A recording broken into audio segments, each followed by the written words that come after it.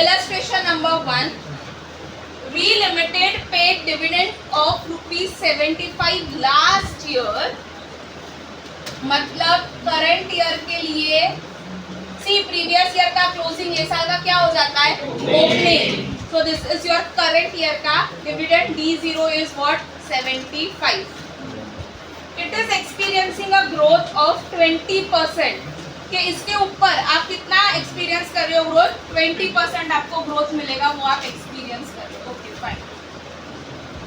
अगर मैं ये 20% को डेसिमल में कन्वर्ट करूं, that is 20 divide by 100, it will B how much 0.20. मैंने सिर्फ उसको परसेंटेज को डेसिमल में कन्वर्ट किया. This growth rate is expected कि हम एक्सपेक्ट कर रहे हैं to continue for the next 4 years के 4 साल तक ये आपका कंटिन्यू रहेगा यही growth rate. So year 1, 2, 3 and 4 चारों साल में आपकी ग्रोथ रेट कितनी होगी 20%, which is equal to 0.20. Clear?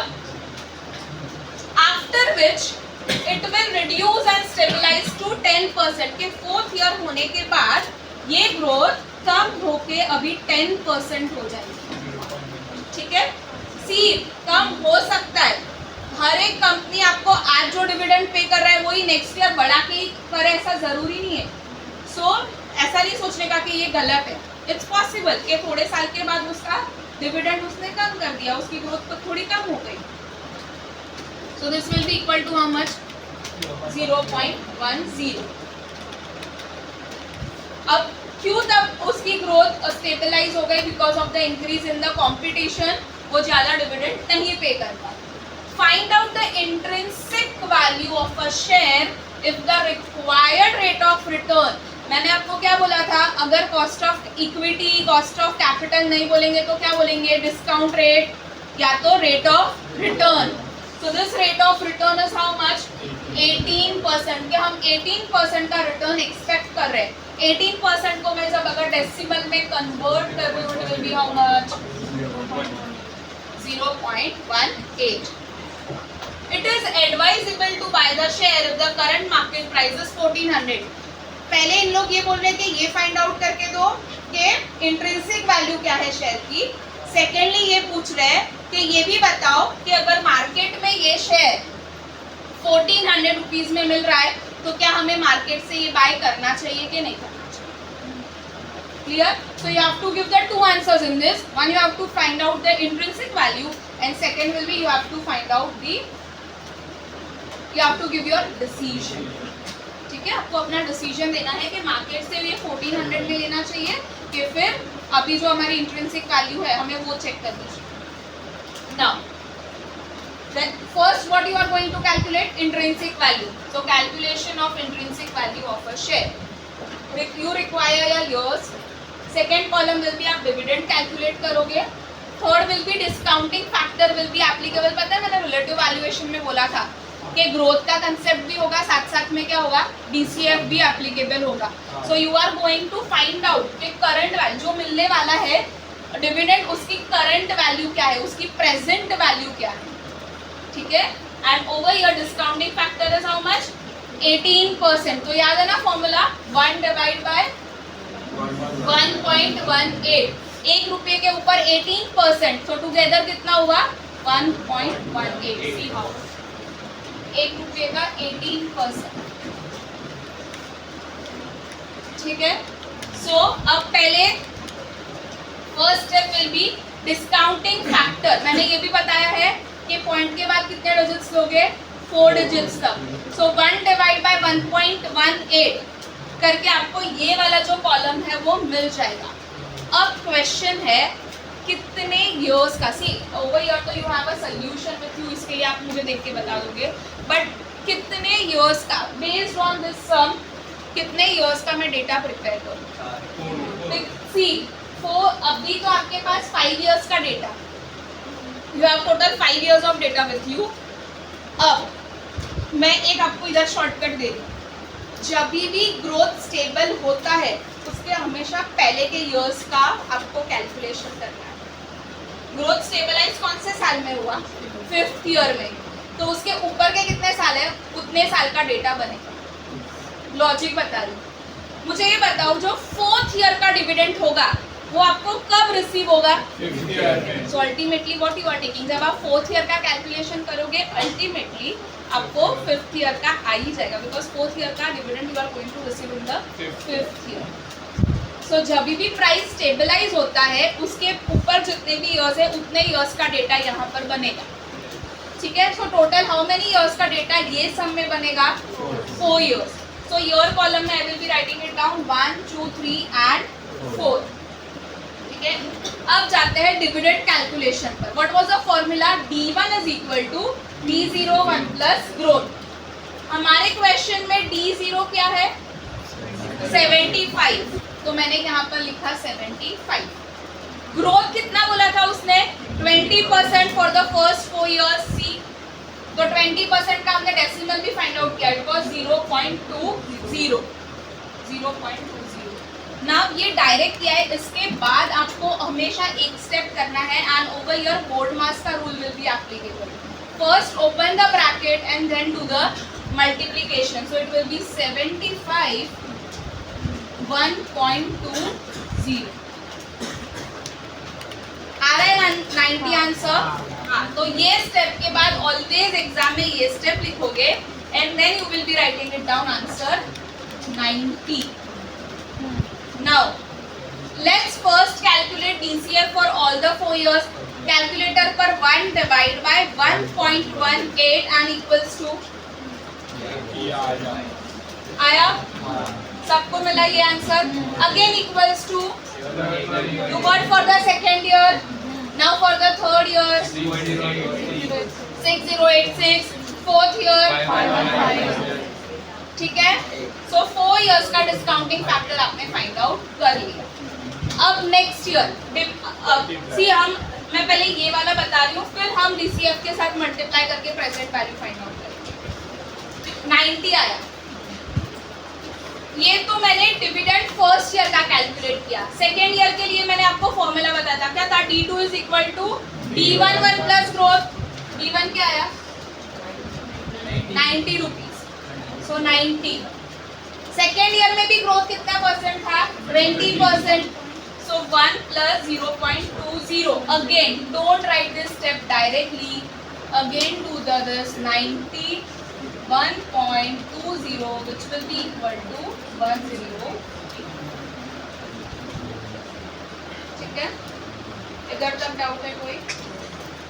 Same way सी एक चीज याद रखो, अगर आपका ये 75 फर्स्ट डिविडेंड लेने में गलती की, या तो फर्स्ट का कैलकुलेशन गलत हुआ तो पीछे सब कैलकुलेशन गलत हो जाएंगे, क्योंकि आपका फर्स्ट ईयर के डिविडेंड पे ही सब बाकी के फिगर्स डिपेंडेंट है।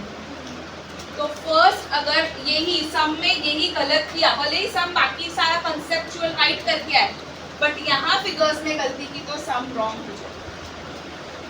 सेम है फॉर द थर्ड ईयर 108 जो मिला वो 1 plus 0.20 which will be equal to how much? 108 1.20 which will be equal to 129.60। ठीक है, अगर नहीं समझ रहा है किसी को तो आप ऐसा भी कर सकते हो, ये साल का क्लोजिंग हुआ फिर ये ओपनिंग हुआ, ये साल का जो क्लोजिंग हुआ ये साल का ओपनिंग, ऐसे भी कर सकते हो अगर नहीं समझ में आता है तो एट द लास्ट। ठीक है, नेक्स्ट अभी फोर्थ ईयर का डेटा कितना है? 129.60, सो 129.60 1 plus 0.20 which will be equal to how much? कितना आएगा? 155.52। तो हमने अब तक क्या किया? ऑल 4 इयर्स के डिविडेंड कैलकुलेट कर दिया। अब मुझे ये डिविडेंड की प्रेजेंट वैल्यू फाइंड आउट करनी है कि what will be my present value of this dividend. How you will get? whatever you got the answer, multiply it by discounting factor, you will be getting the answer of PV। अब point के बाद कितना? तो 2 digits, point के बाद 2 digits लोगे। अब because of the point sometimes it is possible कि आपका आंसर 1-2 रुपये से आगे पीछे आएगा, because of the point may be sometimes आपने एग्जाम में से फॉर एग्जांपल 3 पॉइंट्स ले लिया तो उसके वजह से एक आध 2 रुपये का आगे पीछे आएगा, ठीक है, वो अभी बोल देते हैं। तो इसका मतलब ये नहीं कि आपका रॉन्ग आंसर है, पॉइंट्स के वजह से 1-2 रुपीज का डिफरेंस आएगा, बट अगर ज़्यादा वाइड डिफरेंस आ रहा है तो एक्सेप्टेबल नहीं है, ठीक है। 1 to 2 रुपीज का डिफरेंस इज एक्सेप्टेबल, पर ज़्यादा डिफरेंस आएगा तो फिर वो एक्सेप्टेबल नहीं है। अब चेक करो कि 90 इंटू 0.8475 कर रहे हो तो क्या इतना मिल रहा है 76 पॉइंट हाउ मच 27, ठीक है, fine. 108 into 0.7182 is it 77.56, fine. 129.60 into 0.6086 same you are getting, पर पता चल रहा है कैसे आया 155.52 into 0.5158. Now your next step will be to take the total because you want the present value. Total present value क्या है? So take a total of this. कितना आ रहा है बताओ? Same आ रहा आंसर? Fine. So जहाँ पर भी ये आंसर आए आप उधर क्या लिखोगे? Present value of डिविडेंड, क्योंकि आपने ऑल द 4 इयर्स का क्या कैलकुलेट किया, डिविडेंड कैलकुलेट। सबको यहाँ तक आंसर आ रहा है? अब डिविडेंड हो गया फाइंड, अब मेरा नेक्स्ट स्टेप क्या है, to find the price of the share. So यही कॉलम में, इयर्स के कॉलम में नीचे ही कंटिन्यू करोगे, you will write share price at the end of 4th year, ठीक है। 4th ईयर का जो है उसमें मुझे डिविडेंड कब रिसीव होगा, इसके लिए यहाँ पर क्या लिखा है D5, इसके लिए D5 आया, KE minus G is in the formula, T4, अभी T5 का मतलब क्या है 4th ईयर का डिविडेंड प्लस ग्रोथ, देखो ना आपने फॉर्मूलाज किए हैं।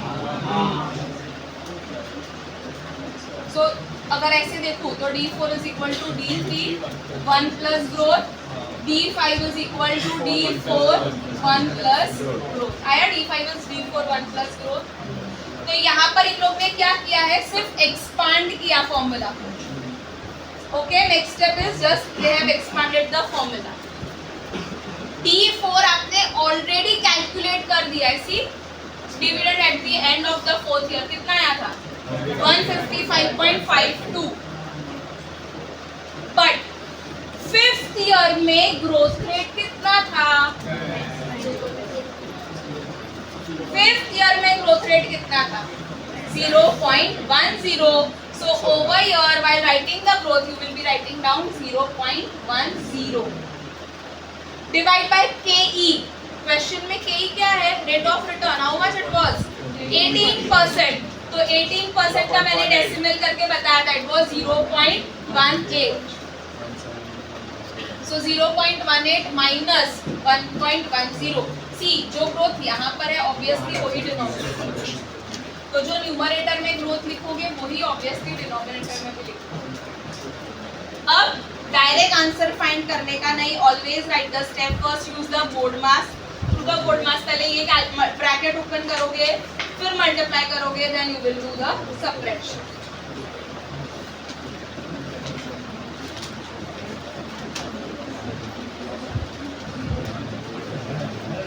पहले मुझे न्यूमरेटर कैलकुलेट करके दो, व्हाट इज द न्यूमरेटर,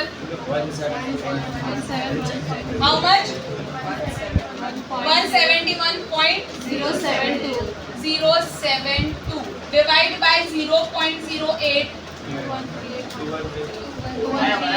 213.840।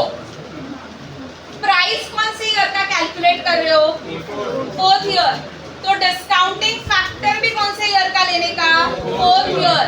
वापस कैलकुलेट नहीं करना है, यू विल देखो आपने ऑलरेडी कैलकुलेट कर लिया है 4th ईयर का discount rate, the same discount rate you are going to write down over year, multiply to get the present value 2138.40 multiply by 0.5158 1120.99 आया सबका आंसर इतना, अब ये जो आपको मिला 1102.99, ये आपको क्या मिला? You got present value of the share eight the end of fourth year. अब मुझे टोटल देखना है कि what is my total value. So total value आपको कैसे मिलेगा? Dividend plus price of the share. How you will get the total value? Dividend plus price of the share. So plus कर दो dividend plus price of the share. ये dividend था, ये price था, दोनों को ऐड करो 1415.92।